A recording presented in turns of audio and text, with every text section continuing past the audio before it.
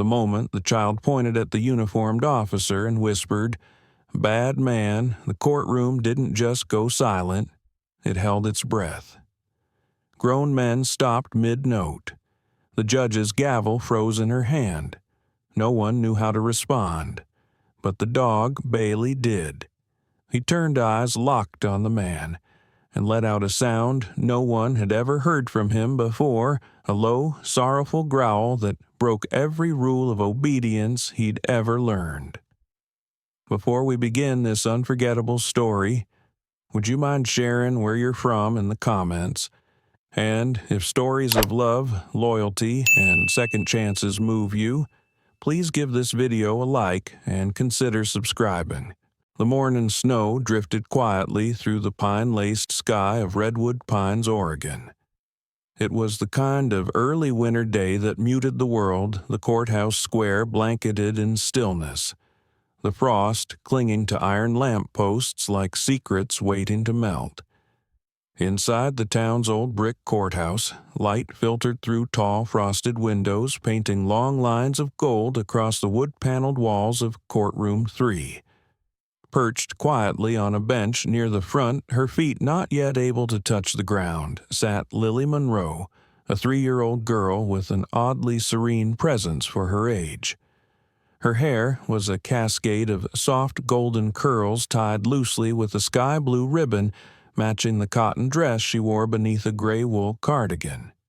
In her lap, a worn stuffed sheep rested clutched tightly in both hands.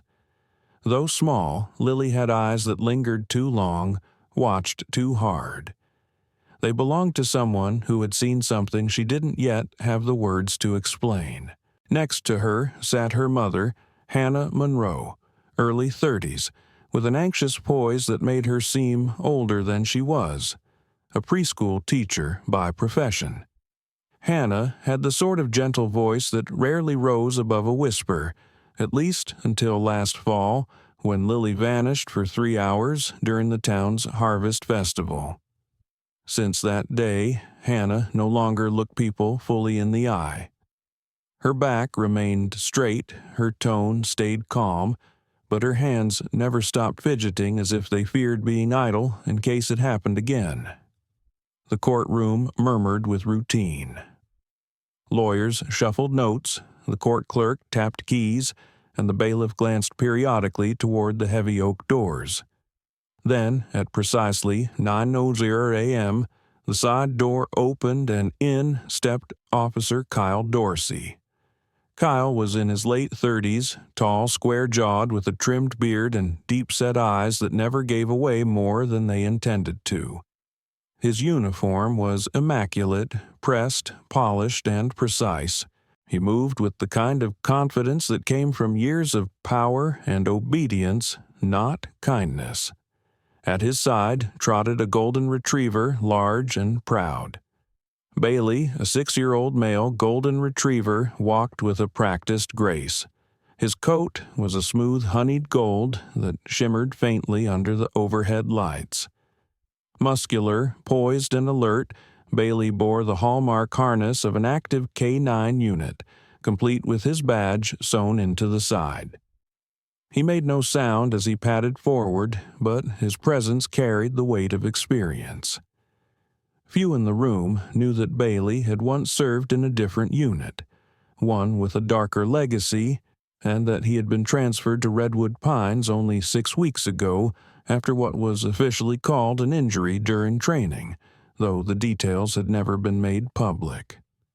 As Officer Dorsey took his position at the front, Bailey sat with perfect obedience beside him, facing forward. Judge Margaret Hill, a woman of stern grace, with white blonde hair pulled into a tight bun, entered from the judge's chamber and called the court to order. Her voice echoed off the wooden walls, commanding yet measured. A case involving petty theft procedural testimony, it was expected to be routine. But nothing about the next moment would be routine. Lily's gaze had been wandering since she entered the courtroom. She watched the clerks. She stared at the ceiling. Then her eyes found Bailey.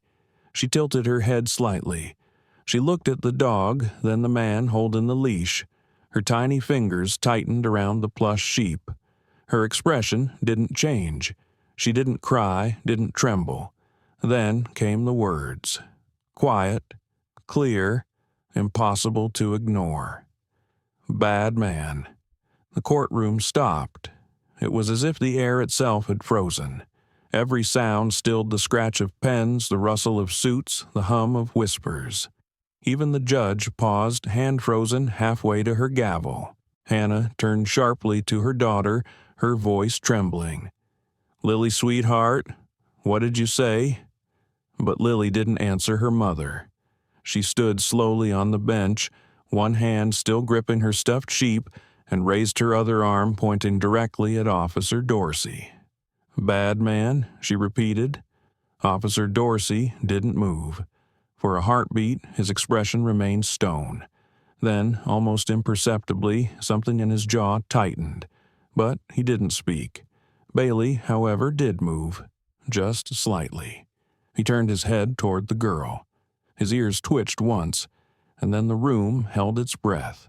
Silence clung to the courtroom long after Lily's words had fallen like stones into still water. Judge Margaret Hill, ever composed, had finally broken the tension with a simple nod and motioned for a recess.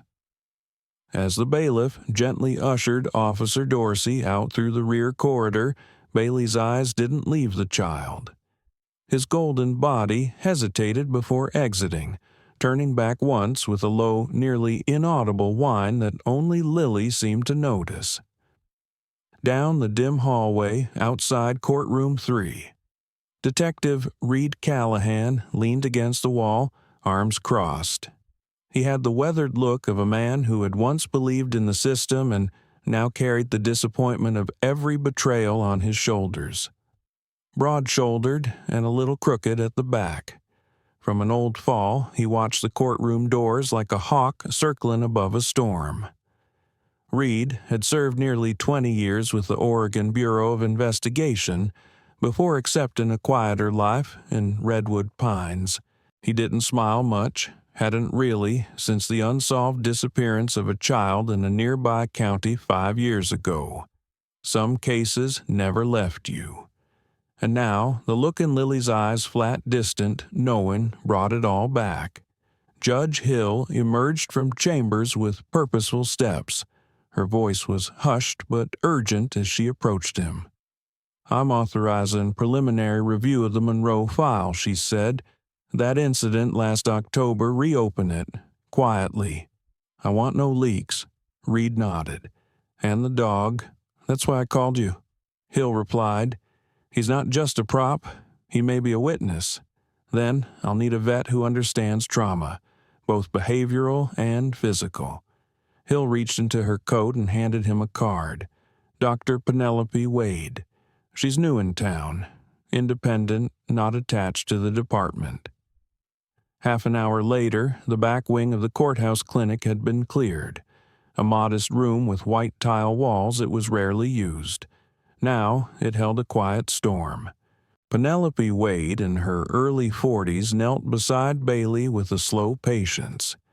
She was tall and slender, with russet brown hair twisted into a low knot and hands that moved with quiet certainty.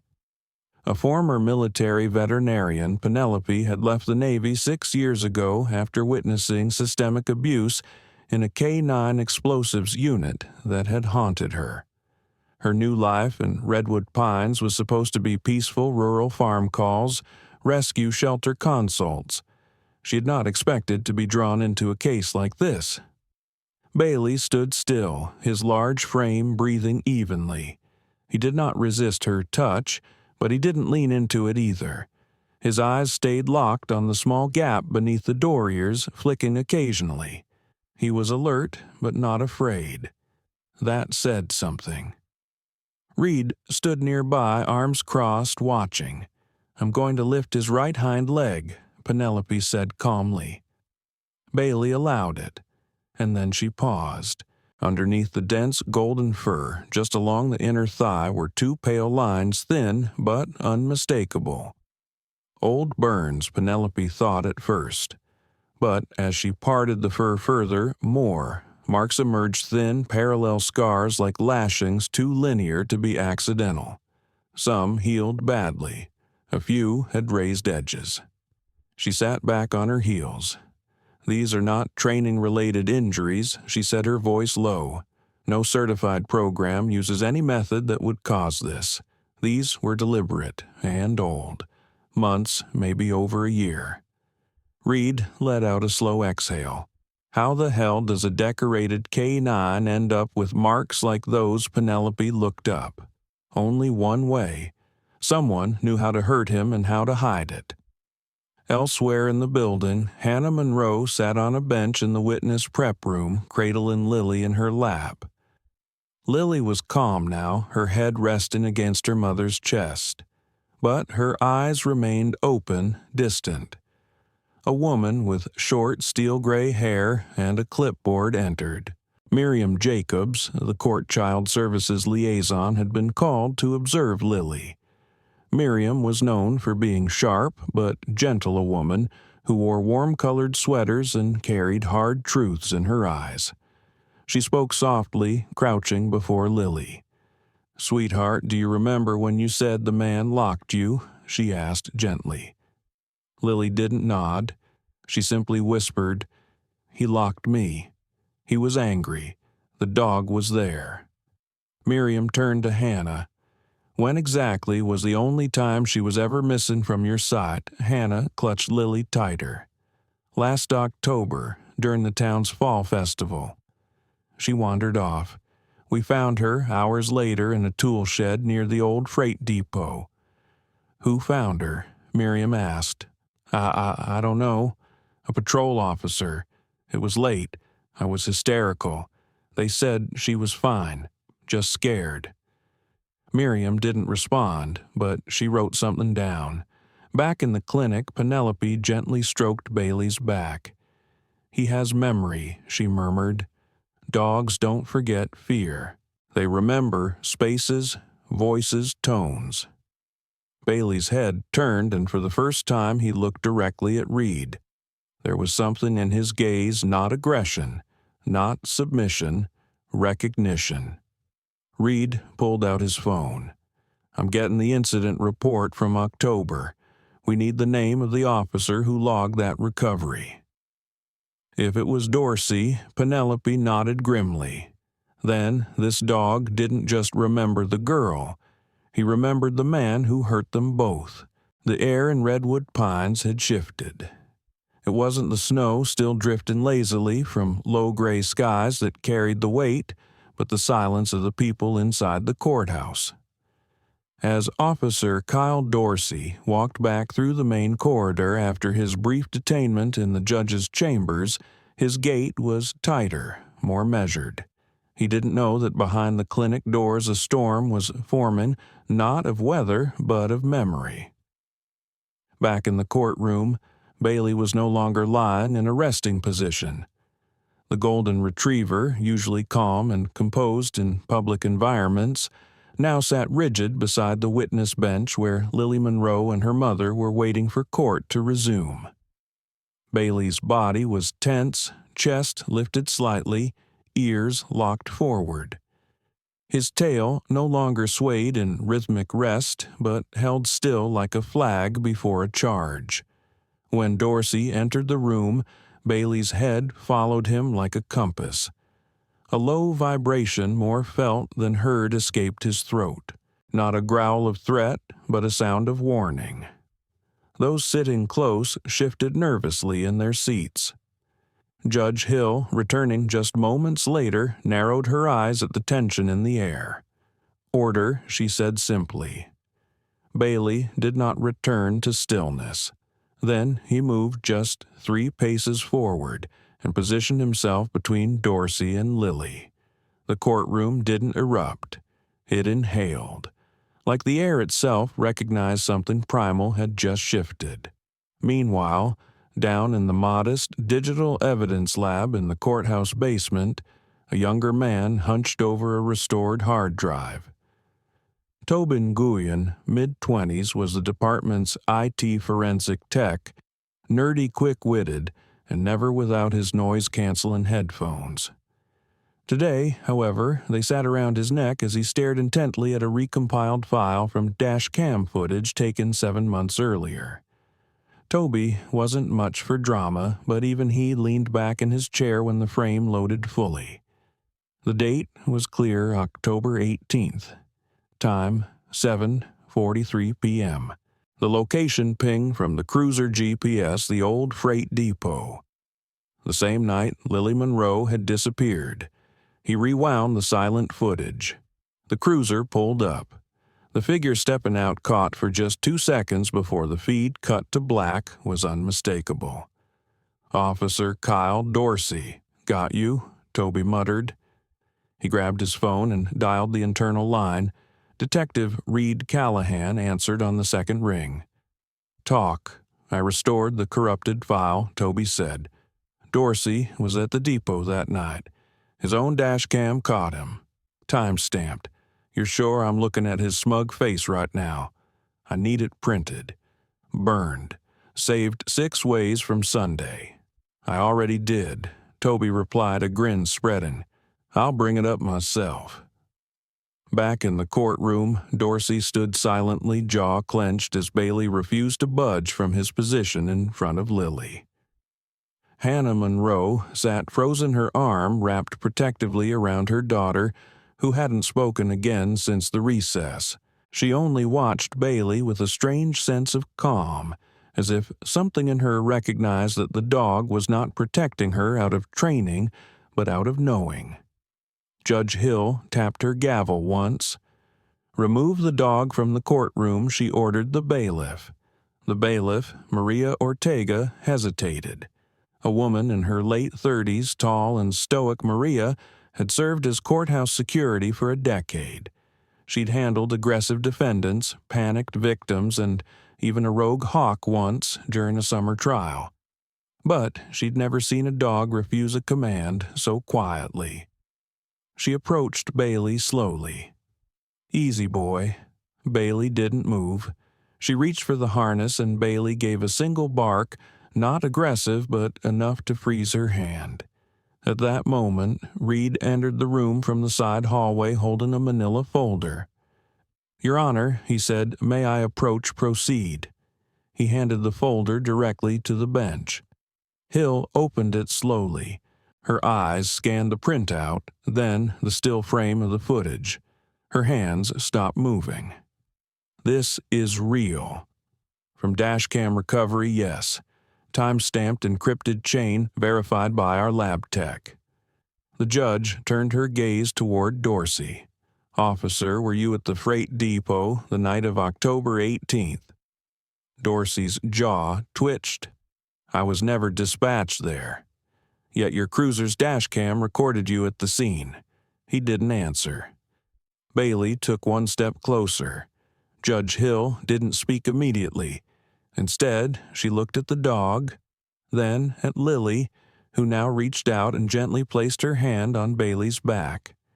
As if in silent reply, Bailey sat again, but did not turn his back on Dorsey. "We will take a second recess," the judge said. "Effective immediately. Officer Dorsey is to remain on courthouse grounds."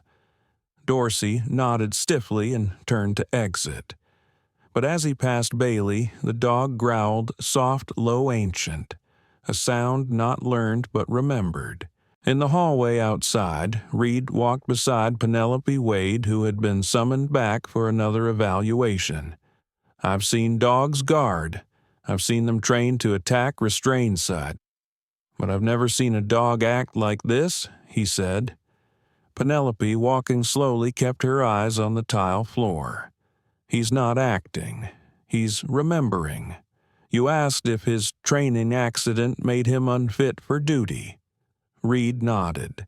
"He wasn't injured," she said. "He was traumatized. And now he's beginning to recall why. The wind over redwood pines howled harder that night, rattling the edges of the police cruiser windows as it pulled off the rural highway and into the back lot of a long-abandoned property. The headlights swept across the overgrown brush and the sagging tin roof of a small warehouse, a forgotten structure that had once been used for equipment storage back when the train depot nearby was still active. Now it stood alone in the dark, surrounded by black pine trees and secrets long buried. Detective Reed Callahan stepped out of the car, flashlight in hand, his breath visible in the cold air. With him was Officer Maria Ortega, the same bailiff who had hesitated before approaching Bailey. Maria wore a thick department-issued jacket and a pair of worn boots, her face set in grim resolve. Quiet but steady, she had requested to accompany the search. She had 2 children at home, and something about the look in Lily Monroe's eyes wouldn't let her sleep. Reed glanced at the padlock on the warehouse door.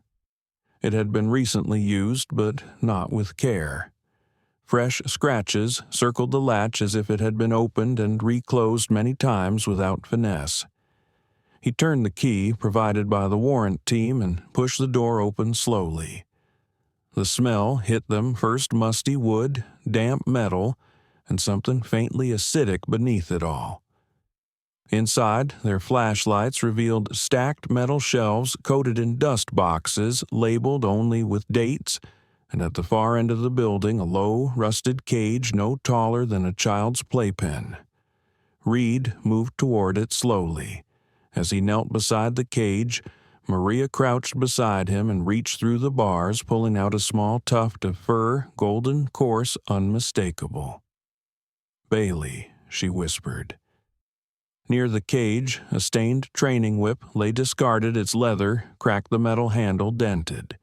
It bore flecks of something dark, dried, and terrible. Reed opened one of the surrounding crates and found folders, dozens of them. Inside, printed photos of children, some with names, some without. All of them appeared between the ages of 3 and 10. Each folder had a number. Several bore the insignia of the police department's K-9 program. "This isn't just personal," Maria murmured. "This is organized." Back at the Redwood Pines courthouse, the air in the small interview room was taut. The walls, painted pale blue to appear calming, did nothing to suppress the tension within. Seated across from Reed's desk was Officer Kyle Dorsey, now out of uniform, his wrists cuffed in front of him. His composure hadn't broken, but his eyes were different now. They no longer scanned the room with confidence, but measured fear. Across from him sat Assistant District Attorney Clarissa Dunn, a striking woman in her mid-30s with sharp cheekbones, a sleek ponytail, and a voice that could quiet a room without raising in volume. Clarissa was known for her fierce precision in court, having once brought down a city commissioner on a corruption charge. She rarely lost, and she didn't believe in coincidence.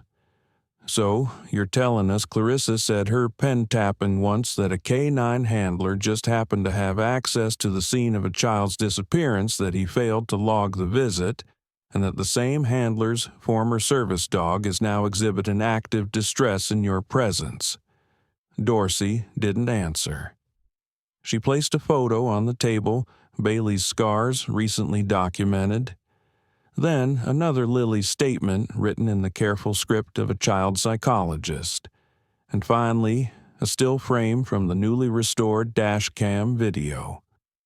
"We have your GPS logs, your cruiser footage," and now she dropped a final folder, a court-approved search of your personal storage facility that turned up a cage containing golden retriever fur and a bloody training whip. "Anything you'd like to share." Still, he said nothing. The door opened.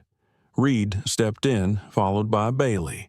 The dog's body tensed the moment he entered. His paws slowed near the threshold as if sensing what lay ahead. Dorsey's shoulders stiffened. Clarissa nodded at Reed. "Let's see if memory has a voice." Reed unhooked Bailey's lead. The dog stepped forward, slow and deliberate. The soft thud of his paw pads was the only sound in the room. Bailey stopped 2 feet from Dorsey. He stared. 1 heartbeat, 2. Then Bailey let out a deep, full-bodied bark, sharp and startling. Dorsey flinched. Bailey took another step, barked again. And then he did something else. He turned his back on Dorsey, walked to the opposite end of the room, and sat beside Lily Monroe, who had been brought in quietly for the final part of the confrontation. She was seated on a small bench with her mother Hannah beside her. When Bailey settled at her feet, he didn't sit like a working dog. He curled gently, head resting beside her leg. Lily lowered her hand, touching his fur. "He was there," she said softly, eyes fixed on Dorsey. "He locked me. He hurt him." Maria Ortega, watching from the side, couldn't hold back a quiet gasp. Neither could the stenographer, who had paused mid-keystroke. Clarissa turned to Dorsey. "You're under arrest. Effective immediately. Additional charges pending." No one argued. Outside, the snow had begun to fall again, slow, soft flakes that coated the streets of redwood pines in quiet white. But inside the courthouse, everything felt heavier, as if the town itself were waking up to a truth it had refused to see. In the hallway, Reed walked beside Bailey as they returned to the back offices. The detective didn't speak until they reached the end of the corridor. "You remembered," he said quietly. Bailey looked up once, tail given a single flick. In that moment, no bark was needed. The wind had stilled over redwood pines. The snow, no longer swirling, lay quiet and settled on the rooftops like a blessing. In the heart of the town at the county courthouse, the final day of proceedings brought a different kind of stillness, not dread, but resolution. Inside the large hearing room, the benches were filled with reporters, off-duty officers, and silent townsfolk who had come, not out of curiosity, but to witness justice. Kyle Dorsey sat in the defendant's chair, no longer defiant, no longer polished. His face was pale jaw, unshaven, and eyes hollowed by the weight of everything he could no longer outrun. Shackled at the wrists, he looked like a man unraveling from the inside out. For the first time since the trial began, he spoke without prompting. "I will talk," he said. I wasn't the only one. The courtroom had frozen once more. The network he described spanned 3 counties, names buried deep in redacted reports. K-9 deployments used as cover for illegal detainments, children's statements quietly dismissed. Dorsey named 2 former lieutenants, 1 still active officer, and a retired handler who had quietly left the force. Each had played a role, and each had assumed no one would ever believe a child or a dog. Later that afternoon, a small group gathered in the sheriff's office briefing room. Detective Reed Callahan, his usual stubble now fully grown in, stood at the whiteboard tapping the names as they were confirmed. His voice was calm but resolute. "We go after them all." No more silence. Beside him stood Ada Clarissa Dunn, who had already begun the paperwork to reopen 3 sealed cases connected to Dorsey's timeline. Across the room, Officer Maria Ortega was writing down internal badge numbers, cross-checking logs. And in the corner, lying beneath the windowsill, was Bailey. Since the confrontation, Bailey had not barked, growled, or hesitated. He had remained quietly by Lily's side or wherever she happened to be, like a shadow made of fur and devotion. His service harness had been officially removed earlier that morning. He was no longer a police dog. He was something else now. Down the hall in a quiet conference room, Hannah Monroe sat across from Captain Isaiah Kent, head of Regional K-9 Affairs. Kent was a broad-shouldered man in his late 50s, his face lined and weathered like river stone. He wore his uniform casually, but carried a weight of responsibility in every word. Known for his old-school discipline and quiet love for dogs, he'd once overseen Bailey's original placement. "I've read the reports," Kent said, folding his hands, and reviewed the footage. Bailey's actions went beyond instinct. He remembered. He chose. Hannah nodded. Her voice was tight with emotion. "Lily hasn't had a peaceful night in months. Until Bailey. She asked for him." "She didn't ask," Hannah said softly. She simply said, "He stays." Kent smiled faintly. Sometimes they speak clearer than any adult. He handed her a thin stack of papers. "Official transfer of guardianship," he said. "Bailey belongs to your family now. We'll handle the ceremony later if you want it, but what matters most is he goes home." That evening, the snow outside their little yellow house on Pine Creek Lane glittered beneath the porch light. Inside the living room had been rearranged to make room for a large, soft dog bed, though Bailey didn't use it. He remained curled at the foot of Lily's bed, his head resting on crossed paws, ears twitching slightly in his sleep. Lily lay above the blankets, one hand resting gently on his back, her breath soft and even. For the first time since that terrible night months ago, she slept without whimpering, without murmuring or clutching at invisible fears. Her dreams, if she had them, were quiet ones. From the hallway, Hannah stood watching, arms folded around herself. Her lips trembled not from fear or sorrow, but relief, the kind that came like warm water after ice. Reed Callahan stood beside her, holding a cup of tea. "You know," he said, voice low, "that dog did more than most humans ever could." Hannah nodded, and Lily trusted him before she trusted any of us. At that moment, Bailey stirred. He didn't wake. He simply shifted slightly closer to Lily nose, nuzzling near her pillow. Her hand twitched and settled again. Outside, the first official press conference was underway. Mayor Carol Renner, a tall woman with iron-gray hair and a weatherproof coat, stood at the courthouse steps. Flanked by Captain Kent and Clarissa Dunn, she spoke clearly into the microphone. In light of the events uncovered in the investigation involving Officer Kyle Dorsey, she announced, "We are introducing new legislation, Bailey's Law, which will mandate quarterly oversight of all K-9 units across the state, third-party trauma evaluation for service animals, and increased witness protections for minors."